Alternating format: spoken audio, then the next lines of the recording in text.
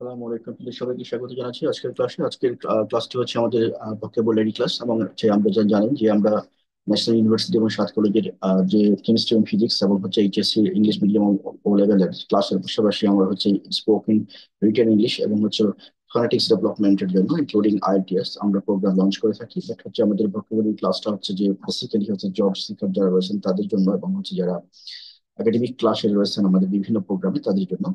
তো আজকের যে অংশটুকু সেটি হচ্ছে যে আমরা লেকচার নাম্বার 7-এ আছি। আমরা হচ্ছে যে এখন ভোকাবুলারি ক্লাসটা শুরু করব। তার আগে হচ্ছে যে এই ওয়েবসাইটটা সম্পর্কে একটু বলে নিই। যে ওয়েবসাইটে আপনার ইংলিশের যে কোনো সমস্যার সমাধানের জন্য, ফিজিক্স কেমিস্ট্রি বায়োলজি এবং একাডেমিক সমস্যার সমাধানের জন্য, এট দ্য সেম টাইম হচ্ছে স্কিল ডেভেলপমেন্টের জন্য এটাকে ব্যবহার করতে পারবেন। এবং বিভিন্ন বাংলাদেশের বিভিন্ন জায়গা থেকে, not only for Bangladesh but also from anywhere of the globe, you can use this website as your own website to learn and to share your knowledge and views. So for getting, আমরা আমরা ইতিমধ্যে আপনাদের কাছ থেকে কতগুলো question পেয়েছিলাম। যে question গুলোর একটি ছিল যে আমরা স্পোকেন এবং রিটেন ইংলিশটা আমরা আমাদের ওয়েবসাইটে কোথায় আছে আর কি সেটি জানা সম্পর্কে। তো আমরা যদি আমাদের ওয়েবসাইটে চলে যাই, এই হচ্ছে আমাদের ওয়েবসাইটে যে আপনি যে অল প্রোগ্রামে যাবেন, অল প্রোগ্রাম থেকে এই যে আইএলটিএস এ যাবেন। ওই যে অল প্রোগ্রাম থেকে আইএলটিএস এ যাবেন, অল প্রোগ্রাম থেকে আইএলটিএস, জাস্ট আইএলটিএস এ ক্লিক করতে হবে। আইএলটিএস এ ক্লিক করলে আপনার এই পেজটা ওপেন হবে। এই পেজটা ওপেন হলে এখান থেকে আপনি চলে যাবেন হচ্ছে নিচের দিকে। এখানে যে আইএলটিএস ফ্রি কোর্স, এখানে ক্লিক করবেন, বা অনলাইন আইএলটিএস এখানে ক্লিক করলে হবে। তো এখানে ক্লিক করলে এখান থেকে আপনি আহ, যে জিনিসগুলো পেয়ে যাবেন, আইএলটিএস সম্পর্কে ডিটেলসটা পেয়ে যাবেন। আর স্পোকেন রিটেন ইংলিশের জন্য যে ইংলিশ গেম, এবং এই যে গেমের মাধ্যমে ইংলিশ শেখার জন্য এটি, এবং কেমিস্ট্রি গেম, যারা কেমিস্ট্রি জন্য রয়েছেন তারা।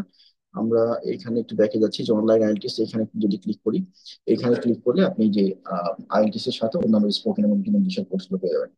এখান থেকে ডিটেলস কোর্স গুলো দেওয়া আছে, কোর্স ফি গুলো উল্লেখ করা আছে কোন কোর্সের কি। এবং এখানে শুধুমাত্র এটি না, আমরা হচ্ছে আপনার যে যে কোর্সে আপনি রেজিস্টার করছেন স্পোকেন ইংলিশ এবং আইএলটিএস এর জন্য, এটিতে সম্পূর্ণভাবে পারফেক্টলি অনলাইন পরীক্ষার মাধ্যমে নিশ্চিত না হয়ে আপনাকে আমরা এখান থেকে রিলিজ করি না, এবং যতক্ষণ না আলটিন or unless you are getting the expected score. So একবার ভর্তি হলে বারবার আপনি হচ্ছে যে স্কেল আপ না হওয়া পর্যন্ত ইউজ করার সুযোগ পাচ্ছেন, এবং হচ্ছে আমাদের সাথে প্র্যাকটিসে থাকার জন্য একটা সিক্রেট কমিউনিটি গ্রুপের সাথে অ্যাড হয়ে বিভিন্ন সমস্যা, বিভিন্ন সময়ের সমস্যা সমাধান করতে পারবেন। তো আশা করছি বুঝতে পেরেছেন। আমরা এখন চলে যাচ্ছি আজকের ক্লাসে আমাদের যে টার্গেটটা ছিল সেটি হচ্ছে আমরা কিছু এক্সেপশনাল ভোকাবুলারি নিয়ে কথা বলবো। এবং এই ভোকাবুলারিটা হচ্ছে বেসিক্যালি হচ্ছে, এই ভোকাবুলারিটা হলো আমাদের স্কিল ডেভেলপমেন্টের একটা পার্ট হিসেবে, যারা জবের জন্য ট্রাই করবেন বিভিন্ন জায়গায় তাদের জন্য যেমন দরকার, আমরা যেমন ডেইলি লাইফে যারা ইংলিশের সাথে সম্পৃক্ত রয়েছেন, অথবা যারা হচ্ছে প্র্যাকটিস করেন তারা। এবং এটি আমরা যেমন ভাবে বলেছিলাম যে মেমোরি টেকনিক্সের সাহায্যে আপনাদেরকে শেখানো হবে, এবং এটি শেখার মাধ্যমে যে কাজটা হবে সেটি হলো যে আপনি একবার যদি শিখেন তাহলে এখান থেকে আর ভুলে যাওয়ার কোনো চান্স থাকবে না। তো সেটি আমরা এখন শুরু করতে যাচ্ছি। তো চলুন তাহলে শুরু করি আমাদের এই যে vocabulary learning with mega memory technique. এটি হচ্ছে যে মেগা মেমোরি টেকনিক সম্পর্কে এক মিনিটে যদি বলি, আপনারা গুগলে সার্চ করে পেয়ে যাবেন। মেগা মেমোরি টেকনিক সম্পর্কে এক মিনিটে বললে বিষয়টা হচ্ছে এরকম যে আপনি একবার একটা জিনিস শিখবেন, সারা জীবন মনে রাখবেন। এটি হচ্ছে সেই টেকনিক, এবং এটি আমি নিজে ব্যবহার করি, সেই জন্য আপনাদেরকে আমি এটা এই টেকনিকের মাধ্যমে শেখাচ্ছি, যাতে করে আপনারা যে কোনো কিছু যদি মনে রাখতে চান তারা সেটির জন্য আপনাদের কখনোই মানে এরকম না হয় যে আপনি ভুলে যাচ্ছেন।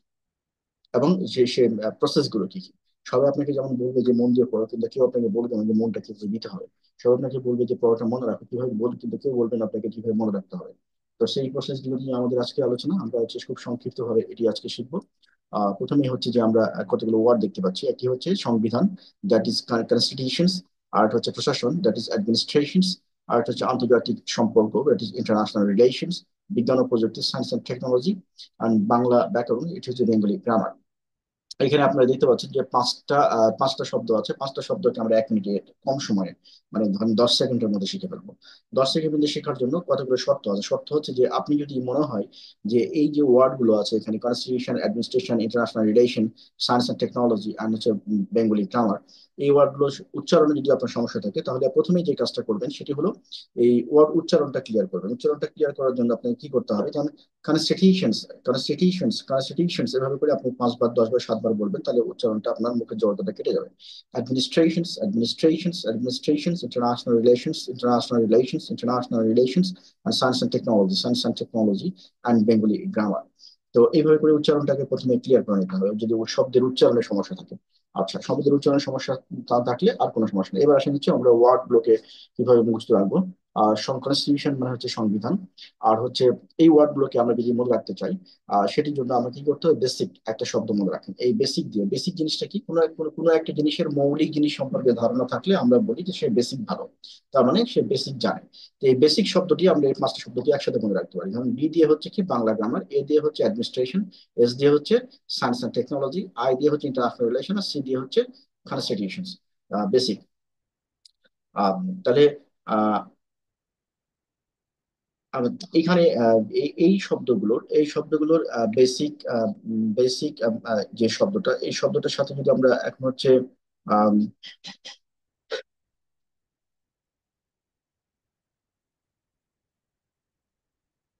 এই বেসিক শব্দটার সাথে যে শব্দগুলো এখানে আমরা মনে রাখার চেষ্টা করেছি, সেটি হচ্ছে যে আমরা ওয়ান বাই ওয়ান দেখলাম।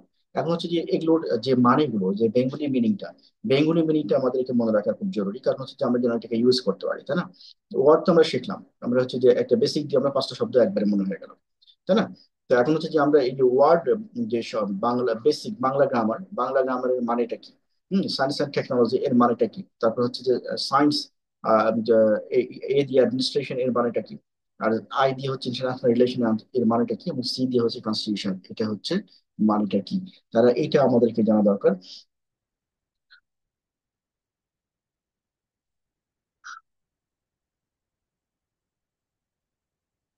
তো আমরা এইটিকে মনে রাখার জন্য আমাদের কি করতে হবে, প্রথমে হচ্ছে আমরা ওয়ার্ড গুলো যখন মুখস্থ হয়ে যাবে, তখন আমরা ওয়ার্ড গুলোর সাথে আমরা এই ওয়ার্ড বাংলা মানেগুলো ম্যাচিং করাবো। যেমন ধরেন বেসিক মানে বি দিয়ে হচ্ছে বেঙ্গলি গ্রামার, মানে বাংলা গ্রামার, এটা আমাকে জাস্ট দুইবার তিনবার পড়ে নিতে হবে। সায়েন্স এন্ড টেকনোলজি মানে বিজ্ঞান প্রযুক্তি, ইন্টারন্যাশনাল রিলেশনস, দ্যাট ইজ আন্তর্জাতিক সম্পর্ক, এরকম করে 5 বার 10 বার পড়ে নিতে হবে বাংলা মানেগুলো।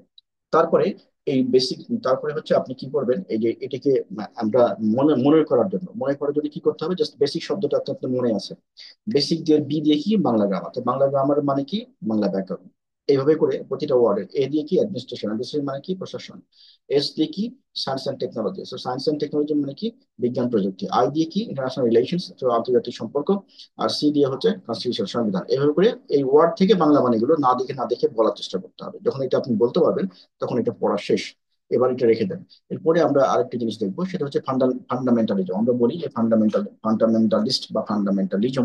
ফান্ডামেন্টালিজম মানে ফান্ডামেন্টালিজম ফান্ডামেন্টালিজমের অর্থটা কি? ফান্ডামেন্টালিজম বলতে কোনো মূলনীতি বা বিশ্বাসের মতবাদকে কঠোর বা আক্ষরিক ভাবে অনুসরণ করাকে বোঝায়, বা কোনো একটা জিনিসের প্রতি একদম গোড়ামি থাকা, সেটাকে বলে ফান্ডামেন্টালিজম। তো এই ফান্ডামেন্টালিজমকে আমরা এই জিনিসটা দেখো বেসিক, তারপরে আমরা শিখলাম হচ্ছে ফান্ডামেন্টালিজম। তারপরে আমরা কি শিখলাম? তারপরে আমরা শিখলাম হচ্ছে ক্যারেক্টার। ক্যারেক্টারের ক্ষেত্রে আমরা দুই ধরনের জিনিস পাই, একটা হচ্ছে ক্যারেক্টার মানে হচ্ছে আপনার অক্ষর বা মুদ্রাক্ষর যেটা, আর ক্যারেক্টার মানে হচ্ছে আচরণ, চরিত্র। তাহলে ক্যারেক্টার মানে মুদ্রাক্ষর, ক্যারেক্টার মানে চরিত্র। এখন সমস্যা হচ্ছে, যেটা যে কারণে আমরা এই শব্দটা আমরা শেখা দরকার, সেটি হচ্ছে সেটি হচ্ছে কি, যে এইখানে এইখানে একটা জিনিস আছে, যেটি হলো আমরা যদি স্লাইডে যাই আবার, তাহলে আমরা দেখতে পাবো যে ক্যারেক্টারের ব্যবহারগত কিছু প্রবলেম আছে। আপনারা যদি উল্টাপাল্টা ব্যবহার করেন, তাহলে মিনিং চেঞ্জ হয়ে যাবে। যেমন ধরেন ক্যারেক্টার, এই শব্দটার দুটো অর্থ আমরা দেখেছি, একটা অক্ষর আর একটা হচ্ছে চরিত্র। যদি আপনি যদি আপনি এস ইউজ করেন, যদি ক্যারেক্টার্স শব্দটা ব্যবহার করেন, তাহলে বুঝাবো মুদ্রা অক্ষর। খুব ভালো করে বোঝেন, শুধুমাত্র পার্থক্য হচ্ছে এস এর। যদি আপনি ক্যারেক্টার্স শব্দটা ব্যবহার করেন, মানে এস ইউজ করেন, যেমন ধরেন আমরা এখানে বলতে পারি ব্যাপারটা এরকম, যে আপনি লিখলেন, কোনো জায়গাতে লিখতে যে লিখলেন এরকম C H A R A C T E R S, এরকম যদি লিখেন, এই এস লেখার কারণে এটা হয়ে যাবে মুদ্রা অক্ষর। মুদ্রা অক্ষর, বা ছাপার কালি বা বর্ণ এরকম। আর যদি আপনি শুধুমাত্র এর এস ছাড়া ইউজ করেন, আর A C T E R use করেন, তাহলে সেটি হবে আচরণ। আশা করছি আপনি বুঝতে পেরেছেন যে পার্থক্যটা। তাহলে আমরা কি কি জিনিস শিখলাম, একটা হচ্ছে বেসিক শিখেছি, আর একটা ফান্ডামেন্টালিজম শিখেছি, আর একটা শিখেছি ক্যারেক্টার। মূলত তিনটা জিনিস শিখেছি। কারণ বেসিককে ভাঙলে কি হয়, বা বি দেওয়া হয় বাংলা গ্রামার, এ দেওয়া হয় অ্যাডমিনিস্ট্রেশন, আর এস দেওয়া হয় সায়েন্স অ্যান্ড টেকনোলজি, আর আই দেওয়া হয় ইন্টারন্যাশনাল রিলেশন, আর সি দেওয়া হচ্ছে কনস্টিটিউশন। এই হলো বেসিক। আর একটা হচ্ছে আমরা ছিলাম ফান্ডামেন্টাল, যে মৌলবাদ কোনো একটা জিনিসকে দৃঢ়ভাবে ধরে রাখে। যেমন যারা ধরেন ইসলামিক ধর্ম পালন করেন, যারা যে যে যে রিলিজন আছে, সেই রিলিজনকে খুব দৃঢ়ভাবে বিশ্বাস করেন, তাহলে ওইটাকে তাকে তখন বলা হয় ফান্ডামেন্টালিজম। এই ঘটনাটাকে বলা হয় ফান্ডামেন্টালিজম। আর এই মতবাদটাকে বলা হয় ফান্ডামেন্টালিজম। আর ওই ব্যক্তিটাকে তখন বলা হয় ফান্ডামেন্টালিস্ট। আচ্ছা, বোঝা গেছে। এরপর হচ্ছে ক্যারেক্টার এবং ক্যারেক্টার্স, এই দুটোর মধ্যে পার্থক্য। ক্যারেক্টার মানে হচ্ছে যে মুদ্রাক্ষর ছাপার অক্ষর, আর ক্যারেক্টার্স মানে হচ্ছে আচরণ। এই ক্যারেক্টার মানে হচ্ছে যে আচরণ, আর ক্যারেক্টার্স মানে হচ্ছে এস মানে হচ্ছে মুদ্রা অক্ষর, মানে এস যুক্ত যুক্ত করলে ছাপার অক্ষর হয়ে যাবে। এই তিনটা জিনিস, এই তিনটা জিনিস মনে করতে আপনার 1 মিনিট বেশি সময় লাগবে না। এখন এইটাকে আপনি জাস্ট কি করবেন, এই যে সেটা হয়ে গেল, এরপরে আপনার পরবর্তী 5 দিন সকাল এবং বিকালে মন থেকে রিভিশন দেবেন। নট ভিডিও দেখবেন বা নোট দেখবেন এমন না, আপনি নোট নিয়ে নিতে পারেন। যদি কোথাও বেঁধে যান বা আটকে যান তখন সে ভিডিও দেখবেন। তার আগে হচ্ছে যে আপনি এটা মন থেকে রিকল করবেন, ব্রেন থেকে, মেমোরি থেকে রিকল করবেন। 5 দুগুণ 10 বার রিভিশন দিতে হবে, তাহলে অটোমেটিক্যালি ডেটাটা শর্ট টার্ম মেমোরি থেকে লং টার্ম মেমোরিতে চলে যাবে। এখন হচ্ছে যে এই হলো টোটালটা আজকের আলোচনাটা। এবং এইভাবে আমাদের কিছু মেমোরি টেকনিকে বা মেমোরি হ্যাকস ব্যবহার করে আমরা ওয়ার্ড গুলোকে দ্রুত মনে রাখতে পারি। এবং শুধু ওয়ার্ড গুলো না, আমরা সায়েন্সের, ফিজিক্স, কেমিস্ট্রি, ম্যাথের যে জটিল এবং কমপ্লেক্স বিষয়গুলো আছে সেগুলো আমরা ইজিলি মনে রাখতে পারি। এবং সেই জন্য আমরা আমাদের ওয়েবসাইট থেকে বিভিন্ন ধরনের প্রোগ্রামগুলো রান হয়, যাদের যেই প্রোগ্রামটি দরকার তারা সেই প্রোগ্রামে এনরোল করে আপনারা আপনাদের একাডেমিক সমস্যাগুলো সমাধান করতে পারবেন। আশা করছি বুঝতে পেরেছেন। আমাদের এই প্রোগ্রাম ভিডিওটি যদি পছন্দ হয় বা যদি আপনার উপকারে আসে, তাহলে লাইক শেয়ার কমেন্ট করে আপনাদের মাঝে ছড়া দিন, যাতে করে অন্যরা উপকৃত হয়।